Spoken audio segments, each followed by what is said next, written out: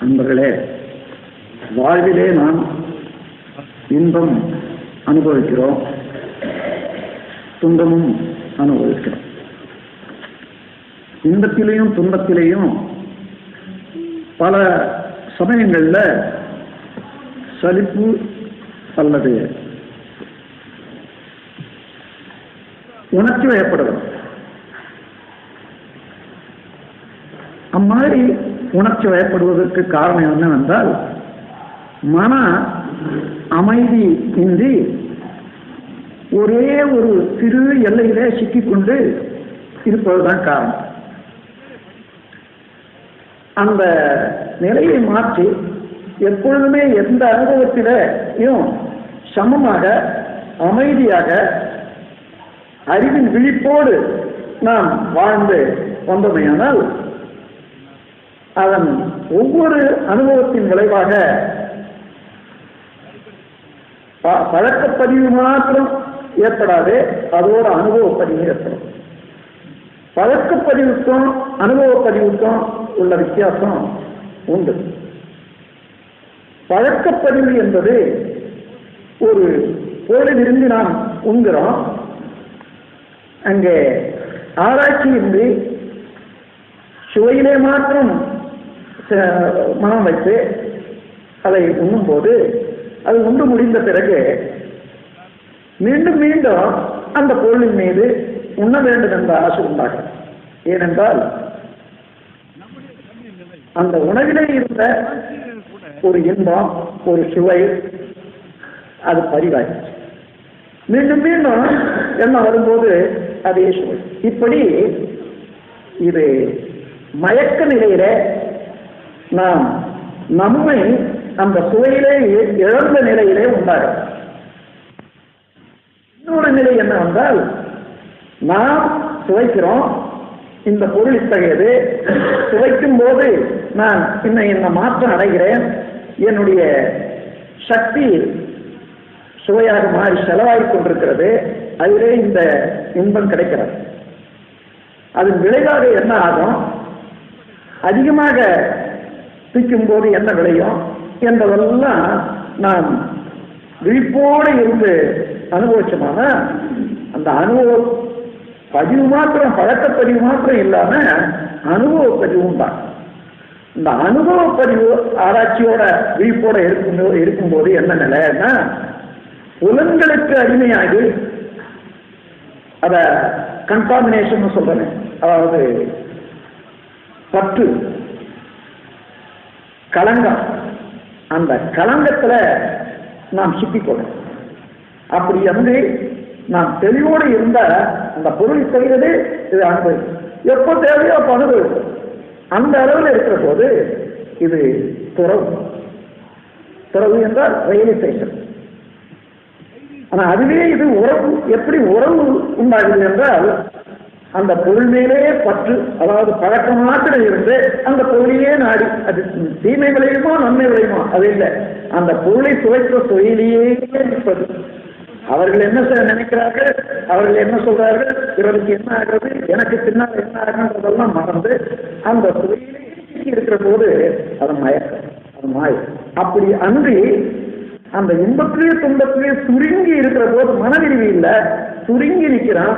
அதனால புலன் வயப்பட்டு உணர்ச்சி வயப்பட்டு சீக்குண்டு அதிகமான துன்பத்தை அனுபவிக்க நேரிடும்.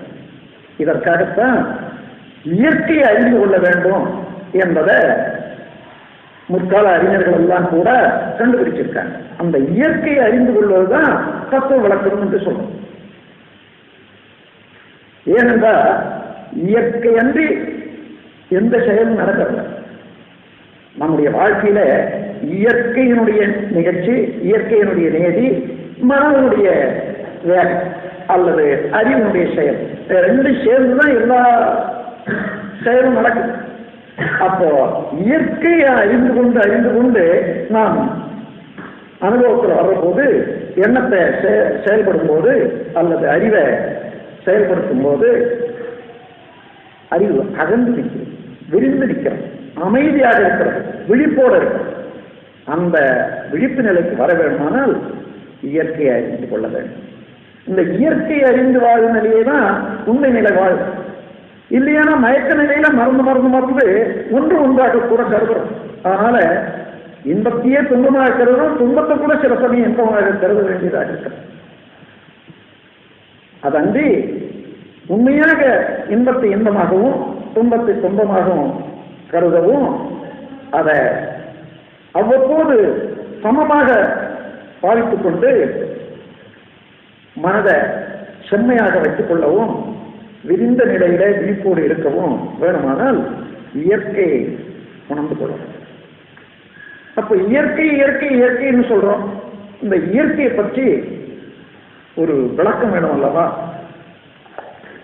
கட்டாயம் வேண்டும்.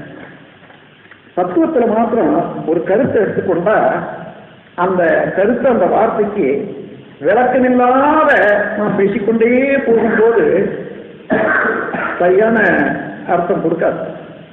அதனால தத்துவ வார்த்தைகளுக்கு மாத்திரம் விளக்கம் நல்ல தெளிவாக புரிந்து கொள்ள வேண்டும். இயற்கை என்று நாம் அடிக்கடி பேசி வருகிறோம், எழுத்துக்களில் பார்க்கிறோம். ஆழமான உண்மையான அர்த்தம் உண்டு.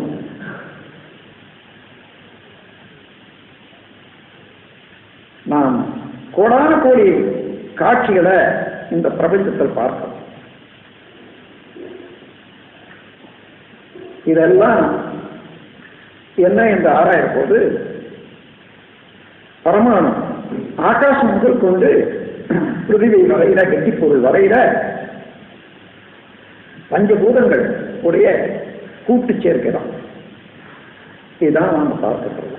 இதை சேர்த்து என்ன சொல்றோம்? பிரபஞ்சம் என்று சொல்றோம். அத பஞ்சம் 5 பூதங்களுடைய சேர்க்கையினால அதுல இருந்த வார்த்தை தான் பிரபஞ்சம் என்று சொல்றோம்.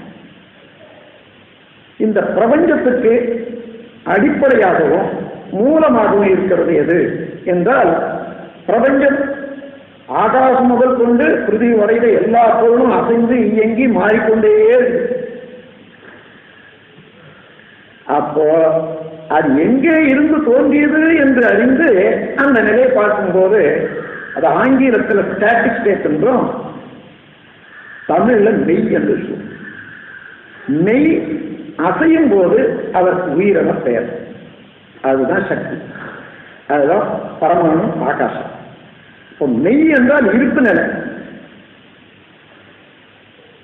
அந்த அதாவது ஒன்று அசைகிறது, அது உள்பொருள் என்ன என்று பார்த்தீங்கன்னா அசைவை நீக்கி மிச்சம் எதுவோ அதுதான் உட்பொருள். அதனால உட்பொருளை விளக்குவதுதான் உண்மை. அசைவை நீக்கிட்டு அசையா பொருள் தான் நிற்கும், அசையாக நிற்கும், அசையாக நிற்கிறது தான் உட்பொருள், அதாவது உண்மை. அப்ப அந்த உண்மை என்பது என்ன என்ற போது அந்த உண்மைதான் இன்று பேராதார பெருவெளியாகவும் சுத்தவெளி என்றும் எல்லாம் அல்ல முழுமுதற் பொருள் என்றும் ஆதி என்றும் பூரணம் என்றும் சிவம் என்றும் சொல்வோம். ஆதி என்ற வார்த்தையோட எப்பொழுது ஆதி என்று அந்த ஸ்டாட்டிக் ஸ்டேட், அதாவது முழுமுதற் பொருளுக்கு சொன்னாலும் அனாதி என்ற வார்த்தையும் கூட வந்தால்தான் அது சரியா வரும். ஆதி என்றால் மூலம் என்பதுதான் பேரு. ஒரு பொருளை எடுத்துக்கொண்டு அதற்கு ஆதி எது என்று கேட்டா, மனதை எடுத்துக்கொண்டு மனதுக்கு ஆதி எது என்று கேட்டா உயிர் என்று வரும். ஆனா உயிருக்கு ஆதி எது என்று பார்க்கிற போதுதான் பிரம்ம நிலை என்று வரும். பிரம்ம நிலைக்கு ஆதி எது என்று பார்க்கிற போது ஆதியே இல்லை, அதுவே ஆதியாக இருக்கிறது. அதுவே ஆதியாக இருந்து அதற்கு ஒரு ஆதி இல்லாத ஒரு நிலையத்தான் அனாதி என்று சொல்றோம். அனாதி என்றால் அதான் ஆதியாக இருந்து அனாதியாக இருக்கக்கூடியது அந்த முழுமுதற் பொருள். வெற்றிடம்னு வெளியா சொல்றாரு, சுலபமா சொல்றான். வெட்ட வெளிதன்மை மெய்யன் இருப்போருக்கு பட்டயம் எதுக்கடி. இந்த வார்த்தையில ஒரு சின்ன வார்த்தை தான், அதுல அந்த உண்மை விளங்கி போகுது.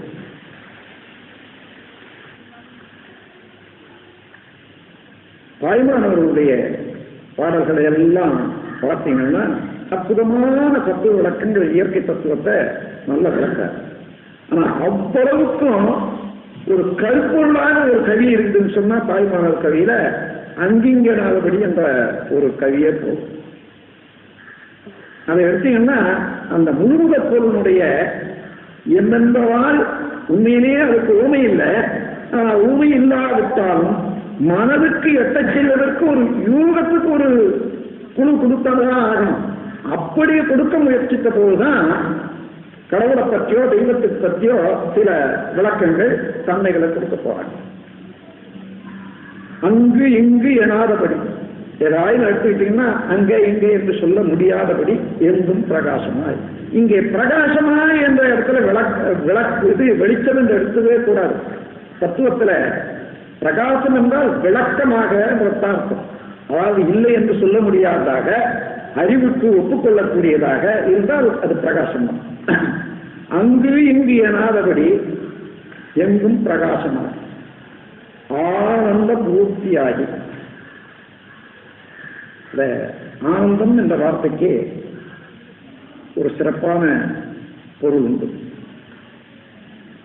மனம் இயங்கு நிலையை ஒட்டி 5 கோஷங்களாக பிரிப்பாங்க.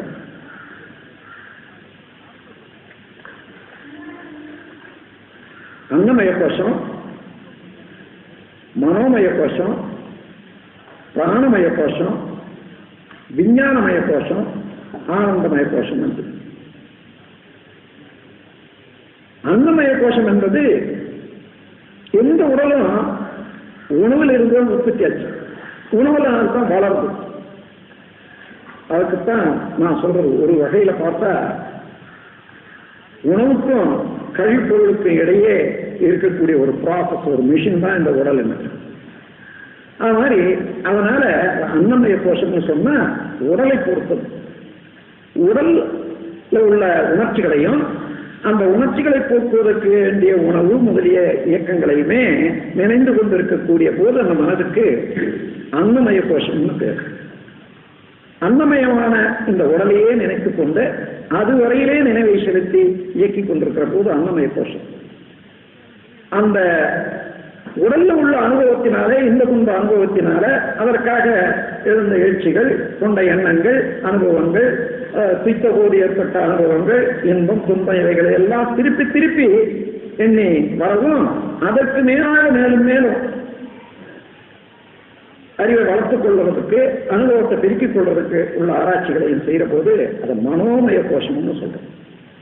எண்ணங்களை மாத்திரம் கவனித்துக் கொண்டு முன்ன பின்ன அனுபவம், பொருளோடு ஒரு பொருள் ஒப்பிட்டு பார்ப்பது, இது மாதிரியான நிலையிலேயே இருக்கக்கூடிய மனதுக்கு அந்த நிலையை விளக்கிறதுக்கு மனோமய கோஷம்னு சொல்றோம். இதுல காமம், குரோதம், லோகம், மோகம், மதம், ஆச்சரியம் எல்லாமே அடங்கும். வீரம், தைரியம் எல்லாம். அதற்கு மேலாக அதே மனம் உடலை தாண்டி உடலுக்கூட இருக்கக்கூடிய உயிரை நாடி உயிரோடு லயமாகி, உயிர் தான் படர்க்க நிலையில பல இயக்கத்துல மனமாக இருக்கிறது. அப்போ உயிர் தான் மனம். உயிரினுடைய வாசனை தான். உயிர் என்பதை சுத்தமாக வச்சுக்கொண்டா உயிரினுடைய வாசனை தான் மனம் என்ற முறையில அந்த அளவு தெளிவுபடுற போது உயிரை அறிந்து இந்த உடல்ல உள்ள உயிரை அறிகிற போது என்ன, ஒவ்வொரு பொருள் இருக்கக்கூடிய உயிரையும் ஆகாசத்தினுடைய செயலையும் அறியுது. அதற்கு மேலாக பிரபஞ்சத்தில் இருக்கக்கூடிய மகா ஆகாசத்தினுடைய செயலையும் அறியுதல்லவா. அந்த மாதிரியான உணவும் தெளிவும் அந்த நிலையில இயங்கக்கூடிய மனம் பிராணமய கோஷம்னு சொல்றோம். உயிரை அறிந்து உயிர் விளக்கம் கண்டு அதிலேயே இயங்கிக் கொண்டிருக்கிற போது பிராணமய கோஷம்னு சொல்றோம். இந்த பிராணமய கோஷம் என்ற அந்த சக்தி பரமானு தான் எப்படி இயங்குகிறது, ஒன்றை ஒன்று தள்ளி நிறுத்தி எப்படி பிரபஞ்சத்தில் விரிவாக ஆற்றல் கடலாக நிரம்பியிருக்கிறது, அது அந்த இயக்கங்கள் கொஞ்சம் வேறுபடுற போது எப்படி கூடி காற்றாகி இன்னும் அழுத்தமான போது வெப்பமாகி நீராகி நிலமாகி இந்த பிரபஞ்சமாக விளங்குகிறது. ஒரு பொருளோடு ஒரு பொருள் சேர்ந்தால் என்னென்ன விளைவுகள் ஏற்படுது, அதை எவ்வாறு நான் சேர்த்து அல்லது அதில் பயன்படுத்திக் கொள்வது என்ற அளவில் மனம் இயங்குற போது அதுக்கு விஞ்ஞானமய கோஷம்னு சொல்றேன். கடைசியாக இந்த பிரபஞ்ச தோற்றங்களுக்கெல்லாம் காரணமாக பூமுகக்கூட அறிந்து இவைகளையெல்லாம் கடந்து அந்த நிலையில போற போது என்னாச்சு? உலகை கடந்தாச்சு, உடலை கடந்தாயிற்று, உயிரையும் கடந்தாயிற்று, பரம்பொருளோடு மனம் நிற்குது. ஆண் அந்த மயக்கோஷம். ஆண் என்ற மனிதன், மனிதன் என்ற எல்லையே முடிஞ்சு போச்சு. மனிதன் என்ற எல்லை முடிஞ்சா மனதுக்கு பிரம்மன் தான். ஒண்ணு மனிதனாக இருக்கணும் அல்லது பிரம்மனாக. அந்த நிலையில மனதுக்கு என்ன பேருன்னா ஆண் அந்த மயக்கோஷம், ஆனந்த மயக்கோஷம். அந்த மாதிரி அங்கிஞ்சனாதபடி எங்கும் பிரகாசமான ஆனந்த பூர்த்தியாகி அருளோடு நிறைந்தது தன் அருள் வெளிக்குள்ளே, அந்த சுத்த வெளிக்குள்ளே அகில அந்த கோடிகளெல்லாம் தங்கும்படிக்கு இச்சை வைத்து உயிர்ப்பு உயிராய் தழைத்தது மன வாக்கினில் தட்டாமல் நின்றது. இது பெரிய சயின்டிஸ்டுகளால எதிர்காலத்தில் உணர வேண்டியது. மனவாக்கினில் தட்டாமல் நின்றது என்று சொல்ற போது பெரிய ரகசியம் இருக்கு. நம்ம உடல்ல உடல் இயக்கம் நடக்கிறது. இந்த உடல் இயக்கத்துல இருந்து அழுத்தம், அதாவது சக்தி, வேகம், அதான் வைப்ரேஷன் சொல்றோம். இங்கே தொடர போது நல்லா தெரியும், ஒருத்தர் பார்க்க போடுகிற. அப்போ ஒரு சக்தி வெளியாயிட்டே இருக்கு. அப்போ அழுத்தம் வெளியேறுது, சத்தம் வெளியேறுது. சத்தம், அப்புறம் வெப்பம், சூடு ஓரளவு போயிட்டே இருக்கு. சுவையும் ஒரு அளவுல போகுது, மனமும் ஒரு அளவுல போகுது. நம்ம உடல்ல இருந்து இந்த ஐவகையும் எப்பொழுதும் விருந்து செயலாயிட்டே இருக்கு. என்ன, இந்த உயிராற்றல் உடல்ல இயங்குற போது வரவு, இருப்பு, செலவு இந்த மூன்றுக்கு உட்பட்டு இயங்குகிறதுலதான் இந்த உயிராற்றல் charge, start, conversion and consumption. இந்த சார்ஜ் என்பது உணவுல, காற்றுல, அஸ்ட்ரோனாமிக்கல் ரேடியேஷன், இந்த ஆகாயத்தில் இருக்கக்கூடிய கோள்களில் இருந்து வரக்கூடிய ஆற்றல்களை எல்லாம் எடுத்துக்கொண்டோம்னா அந்த சக்தி பூமியின் நடுமையத்தில் ஏற்படக்கூடிய விரைவாற்றல இருந்து வெளிப்படக்கூடிய சக்தி, இம்மாதிரியாக 4 வகையான சக்தியில இருந்து உடல்ல உள்ள ஒவ்வொரு செல்லுடைய இயக்கத்துல ஒரு பெரிய லேபரேட்டரி அது இழுத்து அதுதான் உயிர் சக்தியாக சேமிப்பாக சார்ஜ்னு சொல்றோம். எப்பொழுதும் சேமித்துக் கொண்டே இருக்கிறது. அந்த சேமித்த சக்தியில ஒரு பகுதி உடல் இயக்கமாக, மன இயக்கமாக செலவாகுது. அதாவது சேமித்த சக்தி மின்சக்தி. உயிர் சக்தியே ஜீவகாந்த சக்தி என்று சொல்லலாம்.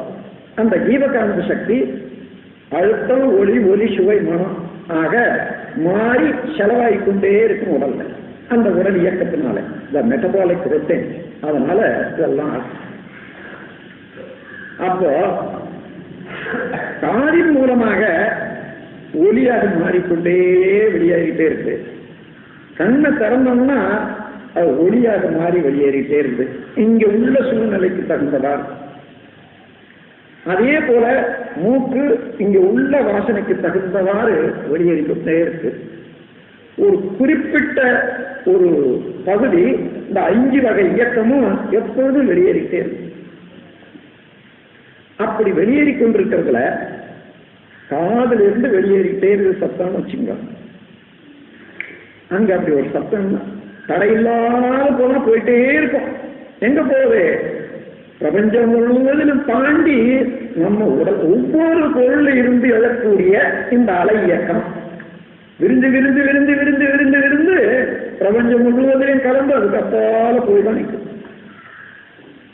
ஒவ்வொரு பொருளையும் ஏற்படக்கூடிய இந்த விரிவு இயக்கம் அங்க போய் தான் நிற்கும். உதாரணமாக ஒரு பெரிய குளம், மத்தியில ஒரு கல்லை போட்டீங்கன்னா அதுல இருந்து அலைப்படும், எல்லா பக்கமும் சுழண்டு வட்டமா ஓடுது. எங்க வந்து நிக்கணும்னா அந்த கோடியில தான் போய் நிற்கும். அது மத்தியில வேகம் ஒன்னா குறையலாம் பார்க்கறதுக்கு, சிறு அலையா ஒன்னா வரலாமே தவிர ஆனா அந்த அதிர்வு அங்க போய் தான் முடியும். அதே போல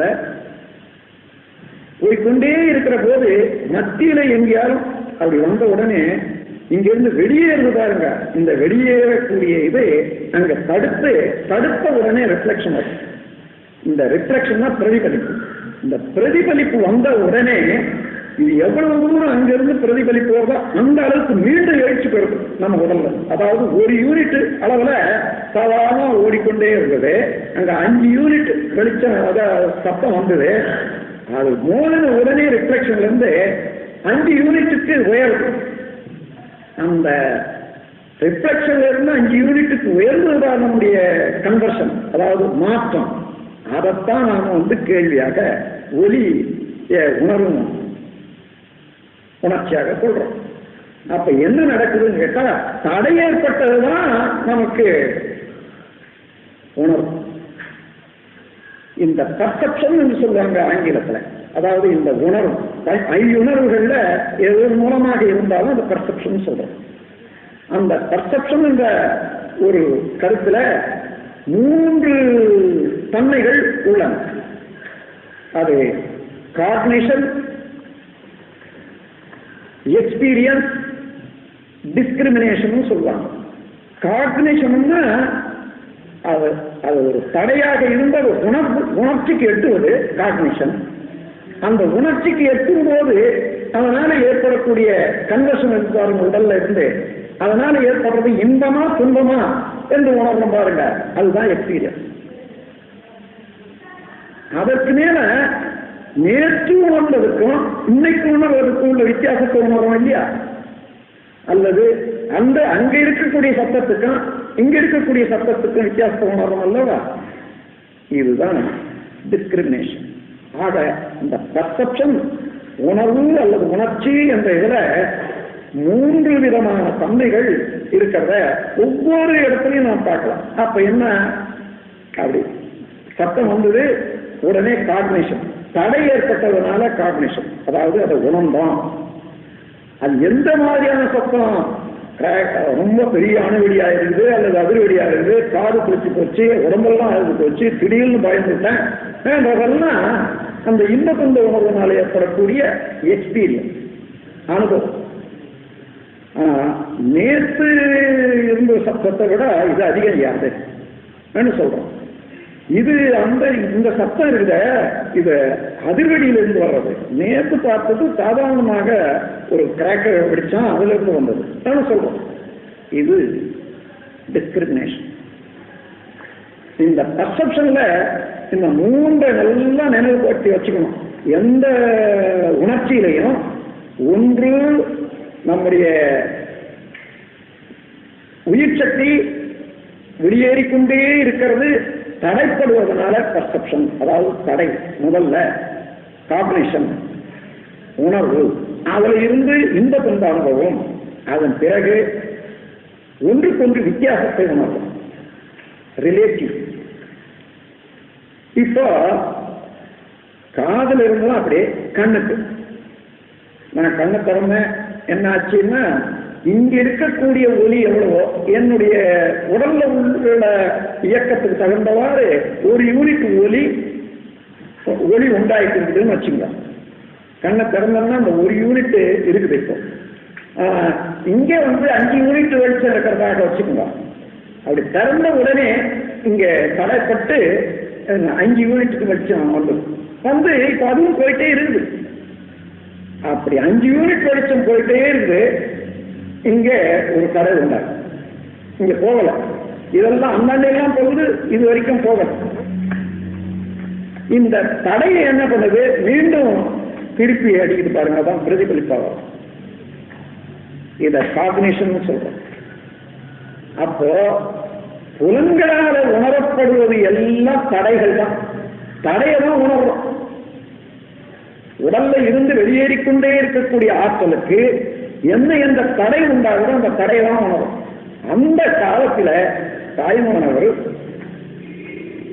மன வாக்குக்கு எட்டாது. இப்போ மனம் ஓடிக்கிட்டே இருக்குன்னு வச்சுங்க, எங்கேயோ ஒண்ணு நினைக்கிறோம் என்றா அது தடை. ஓட்டை இல்லை, அங்க நிக்குது. சாதாரண மன என்ற அலை ஓடிக்கிட்டே இருக்கு. ஓடிக்கிட்டே இருக்கிற போது ஏதோ ஒரு ரிஃப்ளெக்ஷன் ஒண்ணு உண்டாகுது. யாரை பற்றியோ நினைக்கிறோம்னா அங்க உருவம் எடுக்குது. உருவம் எடுத்த உடனே தடையாச்சு. அல்லது இப்போ பிரபஞ்சத்தை நினைக்கிறான், சூரியன் தடை, அதுக்கப்புறம் சந்திரன் தடை, அப்படி ஒண்ணு ஒண்ணா தடை உண்டாகிட்டே. அப்படி தடையெல்லாம் நீக்கிட்டு அதுக்கு அந்தாண்ட போயிடுறோம்னு வச்சுங்க.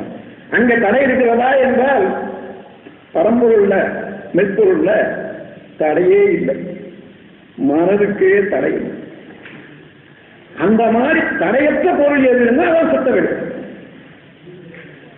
அந்த சுத்தவெளியில எந்த இயக்கம் நடந்தாலும் அந்த இயக்கம் மனித உணர்வுக்கு ஒரு தடை.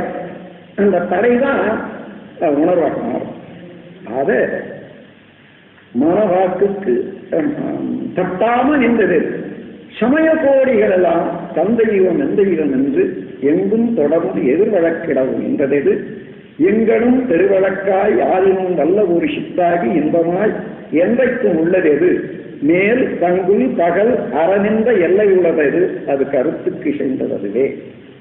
கண்டனவெல்லாம் நாம பார்க்கிறது எல்லாமே மௌனமாக இருக்கக்கூடிய பிரம்மத்தினுடைய சாயே தான் மோன உருவெளியதாகவே கருதி அஞ்சலி செல்லுவாம். கண்டனவெல்லாம் எல்லாவற்றும் என்ற கவியில மற்ற பாடல்கள் எல்லாம் என்ன பாடியிருக்காரோ அவ்வளவு எடுத்து பார்த்தீங்கன்னா இந்த ஒரு பாடலுடைய விளக்கமா தான் இருக்கும், ஒரு பகுதியை விளக்கிறதா தான். அந்த மாதிரியான ஒரு நிலைய எடுத்துக்கிட்டீங்கன்னா அப்படி தங்குதடை இல்லாம இருக்கக்கூடிய அடிப்படையான அந்த சுத்த வெளி நிலையை மனதில் வச்சுக் கொள்ளுங்க. முதல்ல பிரபஞ்சத்தை உணர்ந்தோம். பிரபஞ்சத்தை பஞ்சபூதங்களாக, அதற்கு அடிப்படையாக தெய்வ நிலை, உண்மை நிலை, மெய்ப்பொருள் நிலையை உணர்ந்தோம். அதை எப்படி உணர்ந்தோம்னா உயிர், உடல், மனம் என்ற முப்பொருள் இயக்கத்தினால இப்ப அதை உணரும். அது மெய்ப்பொருள் ஆகாசம் என்பது ஆற்றல், மற்ற தோற்றங்கள் எல்லாம் திணிவு. இங்கே உணர்தல். 4 தத்துவம் இயற்கையில. தத்துவத்துல பரிணாமம் என்றும் படைப்பு என்று 2 வகையாக அந்த காலத்திலிருந்து பிரிச்சிருக்காங்க. பரிணாமம் என்றால் ஒன்று இன்னொன்றாக மாறுகிறது என்பதுதான் பரிணாமம். படைப்பு என்றால் இந்த பரிணாமத்தை உணர்ந்து கொள்வதற்கு படத்தினுடைய நிலையை அறிவினால யூகித்து தெரிந்து கொள்ளக்கூடிய அறிவு வேணும். அந்த படத்திலே இருந்து தோன்றிய பரமானத மனதால நினைக்கக்கூடிய சக்தி இன்னும் அறிவு வேணும். இது சாதாரண மக்களுக்கு வராது. ஆகையினால அதை அப்படியே வச்சுட்டு கடவுள் படைத்தான் என்று கொண்டாங்க. கடவுள் படைத்தான் என்ற போதுதான் கடவுளுக்கு உருவம் கற்பிக்கிறது. அதுல இருந்த கலைகள் வந்தது.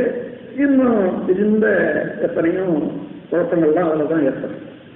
ஆனால் சாதாரண மக்களுக்கு உணர்ந்து கொள்வதற்கு படைப்பின் மூலமாக படைப்பு என்ற கருத்தை வச்சுதான் உணர்த்த முடியும் என்பதற்கு படைப்பு வந்து எல்லா சாதாரண மதங்கள் எல்லாம் படைப்பையே தான் கொண்டு இருக்கும்.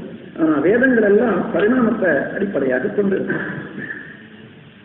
ஆகவே பரிணாமம் என்றால் ஒன்று ஒன்றாக எப்படி பரமாய சக்தியுள் பஞ்ச மகாபூதம் தரம் மாறி தோன்றும் சிறப்பு. இதுதான் அவ்வை வார்த்தை.